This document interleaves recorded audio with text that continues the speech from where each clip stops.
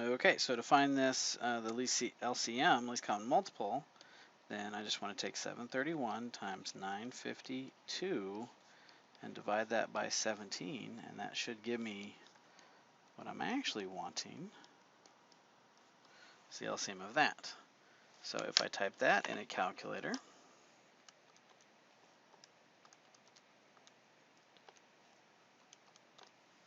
I get 40,936.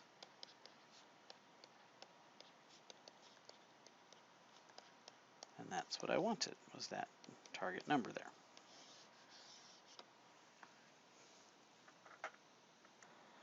Okay, so division by primes is a method if we have more than two numbers that we want to find LCMs on.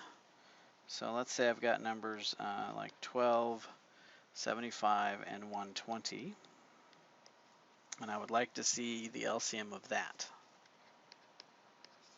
mix. Okay, so I'm going to set up a sort of interesting division bar. And you'll see what I mean here in a second. And I'm going to divide 2 into everything. And if it doesn't go in there evenly, that's okay. I'm going to keep dividing out prime numbers until I get a series of prime numbers itself. And that will make sense to what we're doing with this. Hopefully it will. So 2 goes into 12, divides in there 6 times. 75 doesn't go in, but that's okay. We're going to just drag it down.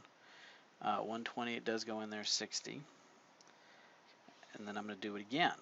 So I see I can take a 2 out of 6 and 60.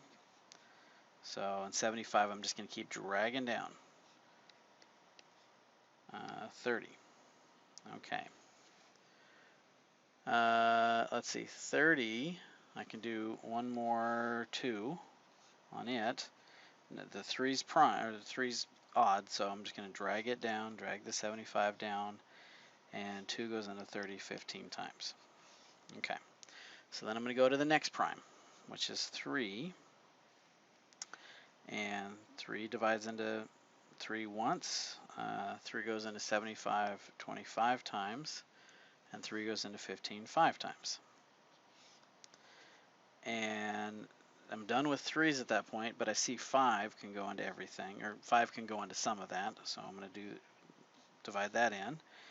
5 doesn't go into 1, but I'm going to drag it down. It does go into 25 5 times, and it goes into 5 1 time. Okay, now at this point, I'm good. I've got all prime numbers for all 3 of my list.